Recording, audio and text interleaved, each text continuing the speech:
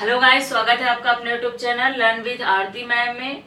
हम लोगों ने भक्ति काल अच्छे से कवर कर लिया था और आज रीति काल पढ़ेंगे। और अगर आपने भक्ति काल नहीं पढ़ा है तो प्लेलिस्ट में वीडियो पड़ा हुआ है, आप जाके देख सकते हैं।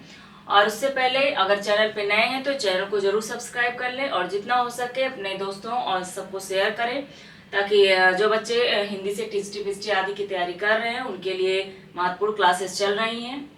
चलिए स्टार्ट करते हैं आज का वीडियो। आज पढ़ेंगे हम लोग रीतिकाल। रीतिकाल में आज इंट्रो पढ़ेंगे उसका, जो है शुरुआत से कि नामकरण किसने किया, इसके प्रस्तोता कौन है, इन सब के बारे में अच्छे से पहले पढ़ेंगे हम लोग। सबसे पहले बात करते हैं तो रीतिकाल का नामकरण। रीतिकाल का नामकरण विभिन्न विद्वानों के अनुसार, जो विद्वान थे उन्होंने रीतिकाल का नाम क्या क्या दिया था, अलग अलग नाम सब विद्वानों ने दिया था, तो उसी को हम पहले पढ़ते हैं क्योंकि इससे क्वेश्चन आपके पूछे जाते हैं कि रीतिकाल नाम किसने दिया, अलंकृत काल नाम किसने दिया। आपका 4 ऑप्शन रहेगा, उसमें आपको लगाना रहेगा। तो सबसे पहले देखते हैं रीतिकाव्य। रीतिकाव्य का जो है प्रस्तोता कौन है, तो आपका जॉर्ज ग्रियर्सन। रीतिकाव्य का जॉर्ज ग्रियर्सन। और अलंकृत काल मिश्र बंधु। अलंकृत काल मिश्र बंधु। रीतिकाल रामचंद्र शुक्ल। रीतिकाल रामचंद्र शुक्ल। और श्रृंगार काल विश्वनाथ प्रसाद मिश्र। श्रृंगार काल विश्वनाथ। और कला काल रमाशंकर शुक्ल रसाल हो गए। और आपके अंधकार काल त्रिलोचन। अंधकार काल त्रिलोचन। इसको जितना अच्छे से हो सके नाम को इनको अच्छे से बैठा लीजिए, क्योंकि रीतिकाल आपका पूछा जाता है। और रीतिकाल खास करके आपका रामचंद्र शुक्ल हो गए, मिश्र बंधु हो गए, इन सब से क्वेश्चन आता ही आता है। नाम उनका आ जाता है कि रीतिकाल नाम किसने दिया, तो आपका रामचंद्र शुक्ल। और श्रृंगार काल नाम किसने दिया, आपका विश्वनाथ प्रसाद मिश्र। अलंकृत काल तो मिश्र बंधु। ये कुछ नाम है उनके, अच्छे से इनको याद रखिएगा कि इनके प्रस्तोता कौन है और ये नाम किसने दिया है। उसके बाद हम बात करते हैं रीतिकाल के प्रवर्तक के बारे में कि प्रवर्तक कौन है। उसके संबंध में जो इसमें भी विद्वानों में मतभेद रहता है कि किसी ने किसी और को माना है, तो इसी देखते हैं हम लोग किस दृष्टि से माना गया है। तो सबसे पहले बात करते हैं प्रवर्तक के बारे में, आपके कृपाराम।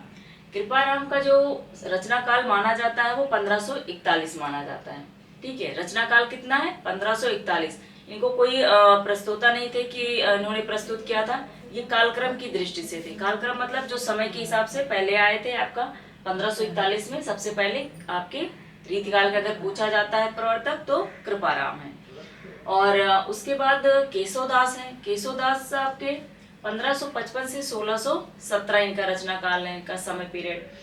प्रस्तोता कौन थे, डॉक्टर नगेंद्र। नगेंद्र ने किसको माना था, आपका केशवदास को के रीतिकाल के प्रवर्तक माना था इन्होंने किस बेस पे माना था, तो इन्होंने माना था कि रचनाकार व्यक्तित्व की समृद्धि की दृष्टि से कि उस समय कौन कितना समृद्ध है रचना विद्वान में, तो उसकी दृष्टि से नगेंद्र ने माना था आपका केशवदास को। और चिंतामणि, इनका जो रचना काल है वो 1643 है। ठीक है, 1643 है। और इनको रामचंद्र शुक्ल ने माना था, तो रामचंद्र शुक्ल का याद रखिएगा, चिंतामणि, नगेंद्र का केशवदास, और आपकी अगर कालक्रम की दृष्टि से पूछा जाए तो कृपाराम। और चिंतामणि जो है रामचंद्र शुक्ल ने किस बेस पे माना था, तो अखंड परंपरा के जो है चलाने की दृष्टि, मतलब एक परंपरा चला रहे थे, तो उसी की बेस पे इन्होंने कहा कि नहीं चिंतामणि है जब आपके प्रवर्तक रीतिकाल के। ठीक है, तो केशवदास नगेंद्र ने माना है और रामचंद्र शुक्ल किस माने हैं, तो आपके चिंतामणि को माने हैं। और बाकी अगर ऐसे पूछा जाता है 4 ऑप्शन में आता है, अगर कृपाराम रहते हैं तो आप कृपाराम लगाएंगे।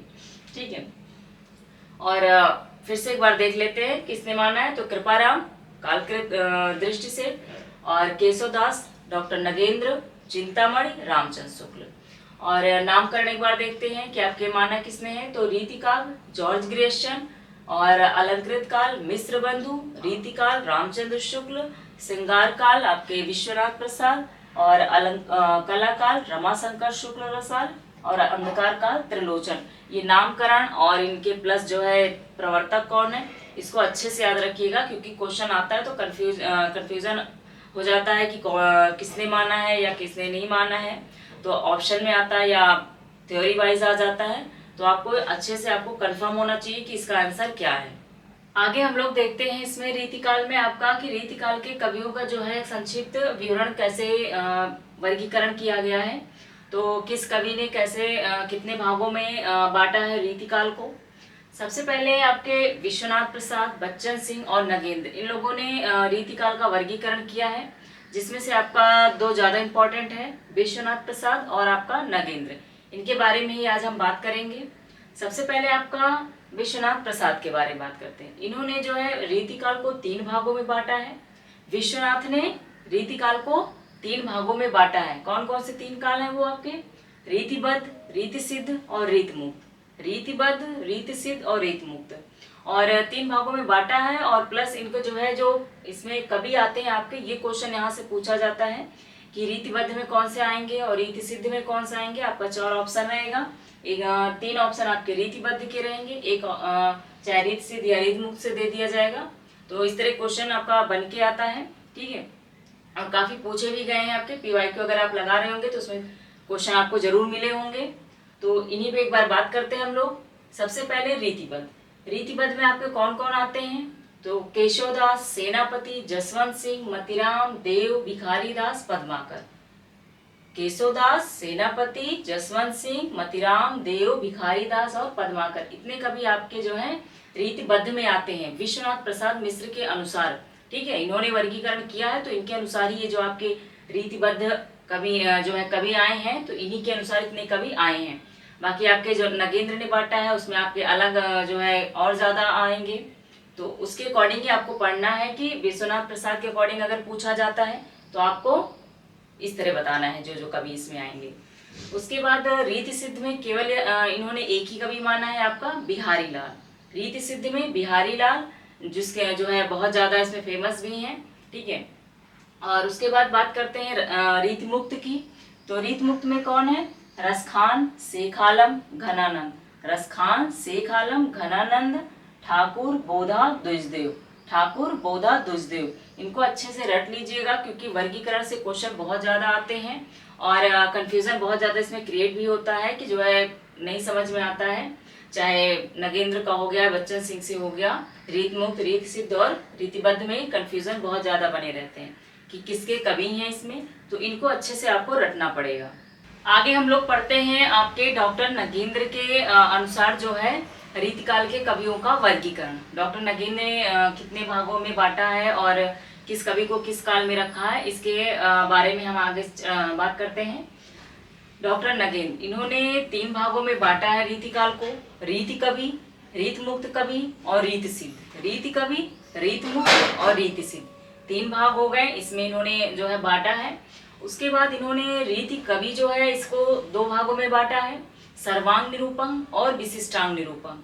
सर्वांग निरूपण और विशिष्टांग निरूपण, इससे जो है क्वेश्चन बनते हैं, इस वजह से इसमें लिखाना आपका जरूरी था, क्योंकि थोड़ा सा डीपली हो जाएगा, लेकिन क्वेश्चन इससे आपके आते हैं, ठीक है। विशिष्टांग निरूपक कवि हो गए या सर्वांग निरूपक कवि, तो इन दोनों से क्वेश्चन बनते हैं आपके। पूछ लिया जाता है कि विशिष्टांग निरूपक का कौन सा कवि है या कौन सा नहीं है, तो ये आपको अगर उसमें आपका सर्वांग निरूपक और विशिष्टांग दोनों से ही ऑप्शन रहते हैं, तो आपको उसमें बताना रहेगा कि कौन से कवि आपके हैं, कौन से नहीं है।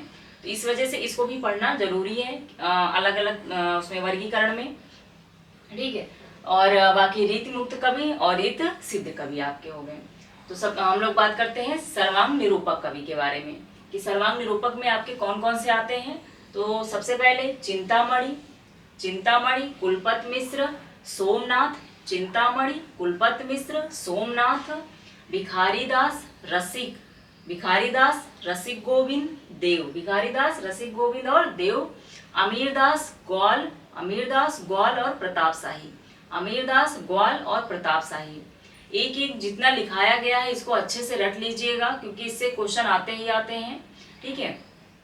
फिर से देखिए एक बार, चिंतामणि, कुलपत मिश्र, चिंतामणि, कुलपत मिश्र, सोमनाथ और आपके भिखारीदास, रसिक गोविंद। भिखारीदास, रसिक गोविंद, देव और अमीरदास, ग्वाल, प्रताप शाही। अमीरदास, ग्वाल और प्रताप शाही, ये हो गए आपके सर्वांग निरूपक कवि, ठीक है, सर्वांग निरूपक कवि। उसके बाद आपके विशिष्टांग निरूपक कवि। विशिष्टांग निरूपक में भी अलग अलग बांटा गया था, लेकिन उस तरह कभी क्वेश्चन पूछा नहीं गया है, ठीक है। तो उतना ज्यादा आपके लिए इम्पोर्टेंट भी नहीं है, जैसे अलंकार निरूपक, रस निरूपक, विशिष्टांग के अंतर्गत भी वर्गीकरण किया गया है। लेकिन उसमें से ऐसे क्वेश्चन नहीं पूछे जाते, इसलिए उसको नहीं कराएंगे। आपका यहाँ से क्वेश्चन पूछा जाता है कि विशिष्टांग निरूपक कवि आपके कौन से हैं, तो इनके बारे में आपको पढ़ना, जो इम्पोर्टेंट है उनको मैंने लिखा है यहाँ पर। तोष हो गए सुखदेव मिश्र, तोष सुखदेव मिश्र, रसलीन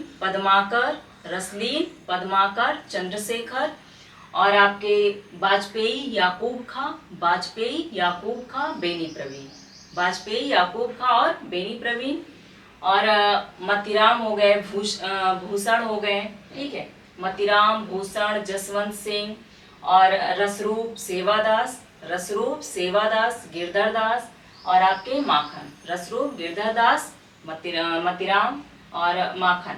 इसमें आपके महत्वपूर्ण ये सब जितने लिखाए गए हैं सभी महत्वपूर्ण हैं, तो अलग अलग करके इनको जरूर याद करिएगा, क्योंकि सर्वांग निरूपक और विशिष्टांग अलग अलग हैं, ठीक है। तो इनके कवि भी आपके अलग अलग हैं, इनको वर्गीकरण अलग अलग किया गया है, तो इसी तरह इनको याद करिएगा जो जो कवि आपके लिखाए गए हैं इसमें। उसके बाद हम लोग बात करते हैं आपके रीति मुक्त कवि में, और उसके बाद रीति सिद्ध कवि में। सबसे पहले रीति मुक्त कवि कौन कौन आते हैं? शेख आलम घनानंद, बोधा, ठाकुर, द्विजदेव। शेख आलम, घनानंद, बोधा, ठाकुर और द्विजदेव, ये आपके रीति मुक्त कवि में आते हैं, ठीक है। इनका नाम अच्छे से रट लीजिएगा। और बाकी रीति सिद्ध कवि में कौन कौन से आते हैं यहाँ पर देखिए, ये नगेंद्र के अनुसार इसमें आपके बहुत सारे कवि रीति सिद्ध में दिए गए हैं। तो सेनापति बिहारी लाल, रसनिधि बृंद, नृपशंभु, और आपके नेवाज विक्रमादित्य, राम सहाय, पजनेश और बेनी वाजपेयी, ये आपके रीति सिद्ध हो गए। फिर से एक बार देख लीजिए, सेनापति बिहारी लाल, रसनिधि बृंद, और आपके नृपशंभु, नेवाज, विक्रमादित्य, राम सहाय और पजनेश बेनी वाजपेयी, ये आपके वर्गीकरण थे, जो कि विश्वनाथ प्रसाद के अनुसार काफी ज्यादा इंपॉर्टेंट था, और नगेंद्र के अनुसार तो ज्यादा ही है कि इसको अच्छे से आप रट लेंगे, ठीक है। थोड़ा सा ज्यादा है लेकिन आपको याद करना पड़ेगा, क्योंकि इससे क्वेश्चन काफी ज्यादा पूछे जाते हैं। तो इस और वर्गीकरण से क्वेश्चन वैसे भी पूछे जाते हैं, तो किस कवि के बारे में और कवि कौन किस काल में आएंगे, ठीक है। तो इसको अच्छे से जैसे लिखाया गया वैसे रट लीजिएगा, बहुत ज़्यादा नहीं है लेकिन जितना है आपके लिए इम्पोर्टेंट है। आज के लिए इतना ही। Okay guys, thank you.